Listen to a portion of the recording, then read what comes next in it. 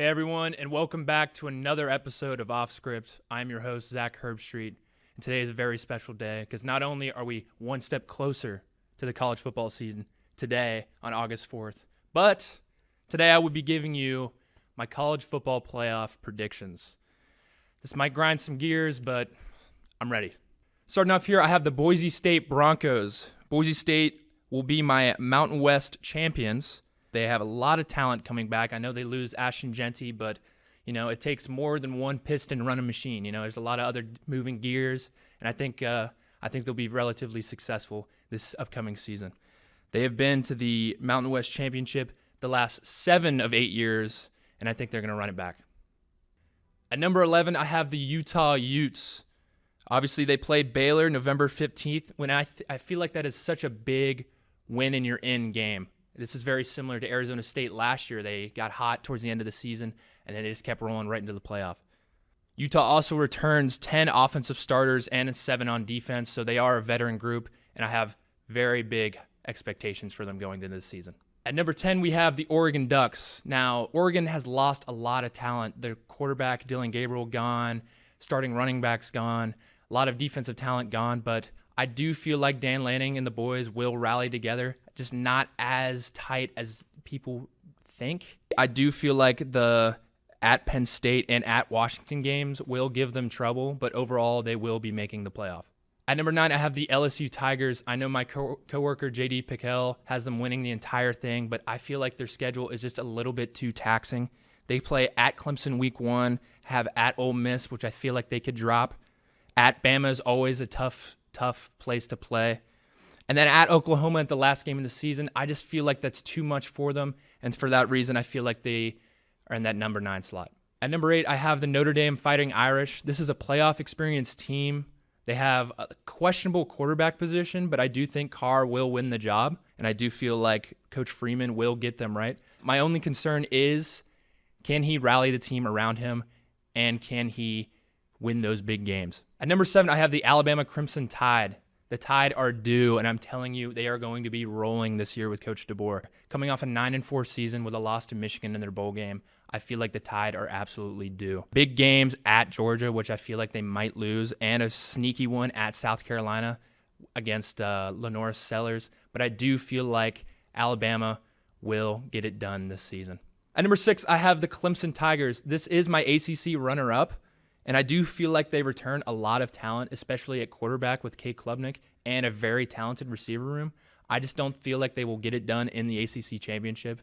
And for that reason, they are at my 6th slot. And at number 5, I have the Ohio State Buckeyes. Yes, it may ruffle a few feathers, but this is my Big Ten runner-up. They are a very talented roster, but I have so many concerns for this defense. Coach Patricia coming in, I'm just not sure if they can continue that momentum they had last year. Similarly with the offense, I'm just not entirely in on Hartline. I do feel like the quarterback position is a little bit of a concern. Same with the running back room. I just feel like once they can gel together, then I'll have more confidence. And for that reason, I do have them losing in the Big Ten championship and at my 5 slot. At number 4, I do have the Texas Longhorns.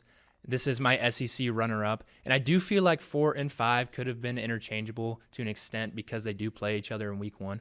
And speaking of week 1, I do feel like that will determine the trajectory of both seasons for Ohio State and Texas. This roster is absolutely dominant. It is strongest, if not the best defense in the country. But there are some questions surrounding the offensive line. Can they protect Arch, and can they protect him long enough for him to make plays and get it to those talented receivers? They are still at the 4 slot, so they will get a first-round bye, but still, that is a great season for Texas. At number 3, I do have the Miami Hurricanes. I do understand this is a very hot take, but I am very high on Miami this year.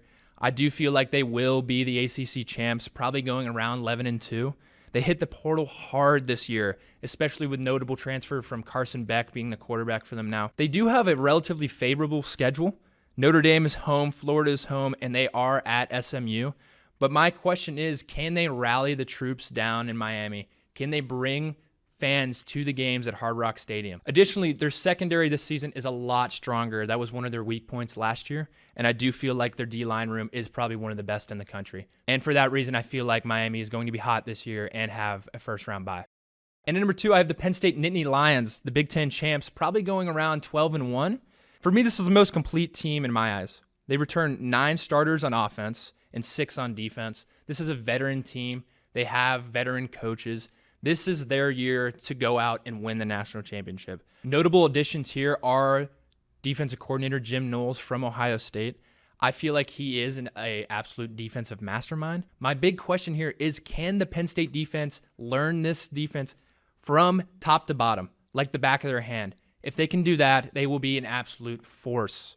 Their schedule as well is pretty favorable for them. They do have Oregon at home, but they do play at Ohio State, which I do think they will lose. Overall, I feel like this is the year they do get it done. I feel like James Franklin will finally break through that wall of not winning the big game, and this year is the year for them. And at number 1, the Georgia Bulldogs are going to be my SEC champions. They are going to be 12-1. Their schedule is very favorable. All of their hard games are at home. They do have Bama at home, Florida at home, and Texas at home. That is 93,000 grown humans barking the entire game, and I feel like that will definitely be beneficial for them in the long run. The big question here is quarterback Gunnar Stockton, but I do feel like he has reps under his belt from last year, and the team will rally around him like they did last year, and I feel like he will be successful this year. Notable transfer I do feel like will make a very large impact is Zachariah Branch. He's a very talented, very speedy receiver, and I feel like they will be getting him the ball a lot. My only concern is they are losing a bit of star power on the defensive side of the ball, but at the end of the day, this still is Georgia. Kirby Smart is still at the helm, and they will still be successful. And for that reason, I do have them being the number 1 seed. So here's a graphic of the college football playoff. Obviously, we have Boise State at 12 versus number 5, Ohio State. We have LSU at 9 versus number 8, Notre Dame. Number 11, Utah versus number 6, Clemson. Number 10, Oregon versus number 7, Bama. This first game here with Boise State at Ohio State, I do not feel like Boise State can get it done in Columbus. It is a very cold environment. Plus, the noise might be just too much for them. Therefore, Ohio State will move on. Next, I have LSU versus Notre Dame. I just don't feel like the Fighting Irish can get it done in this game. I feel like LSU has too much firepower, especially on their defensive side of the ball. And with Garrett Nussmeier, I feel like he will make a lot of plays in this game. And for that reason, I do feel like LSU will be the first team to upset a host team and move on. The next game I have is number 11 Utah versus number 6 Clemson. This game I feel like will be an absolute bloodbath. I feel like Clemson will dominate this game. I do not feel like Utah is built for an environment like this. Death Valley at night is absolutely terrifying. And for that reason, I feel like Clemson moves on. In my next game here, I have number 10 Oregon versus number 7 Bama. I do feel like Bama will have the edge in this game just because it is a home field advantage and they do usually pack the house. Oregon will make plays here and there, but just not enough to win this game. Into the next round, I have number 5 Ohio State versus number 4 Texas. This is a rematch from week 1, and I do feel like Texas will win the first matchup, but it is hard to beat a good team twice. Everyone knows that, and for that reason, I feel like Ohio State will be determined, gritty, doubted, and will move on to the semifinals. My next game here, I do have number 9 LSU versus number 1 Georgia. I do feel like Georgia is number 1 for a reason. Their defense just might be too much for LSU, and I do not feel like LSU is built for those big moments. So for that reason, I feel like Georgia will be moving on. The next game, I have number 6 Clemson versus number 3 Miami. Again, another rematch for the ACC championship, and again, Clemson is going to be doubted. They're going to be angry, and I feel like they will get it done against Miami and therefore move on to the semis. And my last game here is number 7 Bama versus number 2 Penn State. I do feel like out of all these games, this is probably the best game to watch, probably the most evenly matched. I do feel like Penn State gets the edge here, maybe winning by a field goal, but it's going to be an absolute grudge match. In the first game in the semis, I do have Ohio State versus Georgia. This is a rematch from a couple years ago in the 2022-2023 Peach Bowl.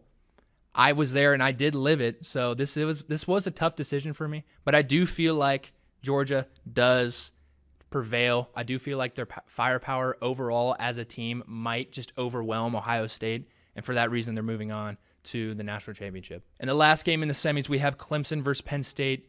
I feel like Clemson might trip over themselves, and Penn State finally gets over that hump and moves on to the national championship, and we have an absolute barn burner in the national championship. And in the Natty, we have the Georgia Bulldogs versus the Penn State Nittany Lions. I do feel like this will be an absolute grudge match, but Like I said and been saying the entire video, I feel like this is Penn State's year. I feel like James Franklin will get it done. He has the weapons. He has the defense. I'm excited to see what he can do this year. And for that reason, I have the Penn State Nittany Lions winning the national championship of the 2025-2026 season.